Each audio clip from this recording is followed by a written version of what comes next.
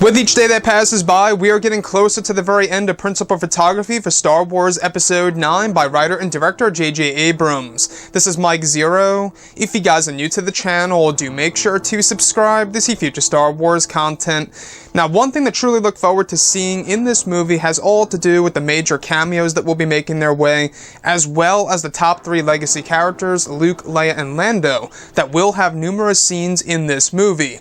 However, when it comes to some of the other cameos that are making their way into this film, such as Anakin, Obi-Wan, and Darth Vader, etc., these past couple of weeks or so, we've been learning a whole lot more about this film when it comes to some of the set leaks, the set designs, the concept art, and storyboard descriptions, etc., one of which has all to do with one of the set designs that has all to do with one of the sequences involving a Darth Vader sequence in Episode 9. Specifically, a sequence is currently being developed that includes a prop of a full Darth Vader suit, with the burned Anakin's head attached to the top of the suit for some of the rear shots that are to be filmed.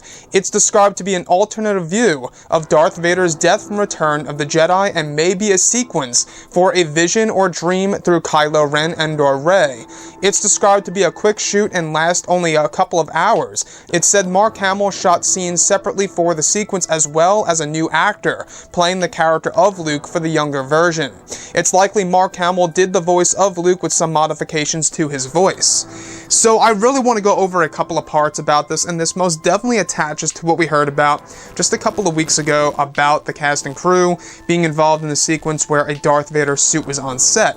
Now, the Darth Vader suit is a brand new suit actually made specifically for Episode 9.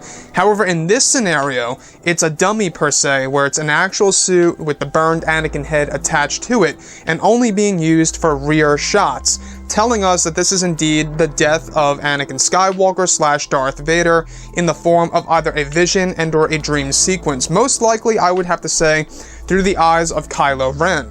Now, we do know how much of a fan J.J. Abrams is of the character of Darth Vader. He loves the character. It's exactly why he put in the melted helmet in The Force Awakens and had some references in there of the character, and he wants to bring this back on a whole new level in Episode 9 through the use of flashbacks, visions, dreams, and even some cameos and nods here and there to the actual character that really made the Star Wars franchise. I mean, if you look at Star Wars as a whole, it really is safe to say that he is the true face of the Star Wars franchise itself.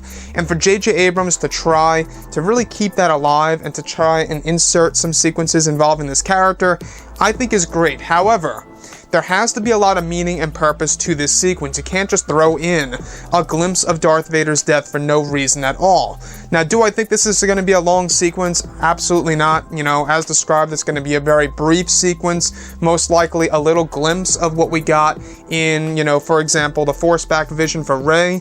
A great example is how quick, you know, the actual corridors of Cloud City passed. It could be something as simple as that, make a whole lot of sense, and if it's executed well on the big screen where it doesn't come off as too weird or out of place, as long as they get it done right, then I'm all for it. And like I say, throwing in nostalgia and fan service for no reason, I think would really stick out like a sore thumb if Disney and Lucasfilm decided to do that. So I am certain that there is a real reason as to why they developed a Darth Vader dummy suit with the Anakin burned head attached to the top of it, and is only being used for rear shots. Now, what I find very interesting is how Mark Hamill shot some sequences separately, alright, off of this set, that actually is going to be a part of this scene, where also a new actor is playing the character of Luke Skywalker, where Mark Hamill's voice is also involved and most likely modified in order to recreate the younger version of Luke. So they're really trying to bring in a living Luke Skywalker in every possible way in this movie, it seems, in the forms of flashbacks, visions, etc. You know, dreams. A lot of things really are happening with the film, and they're really trying to satisfy fans. Now, I don't know if they're going to go too far with certain things where it's going to stick out and fans are going to kind of be, you know, looking at this as something completely unattractive, the way they do things. I think that they really have to think things through with how they shoot everything, how it's acted, what kind of music goes along with the sequences. As long as they can get that all right, I think everything will be a-okay.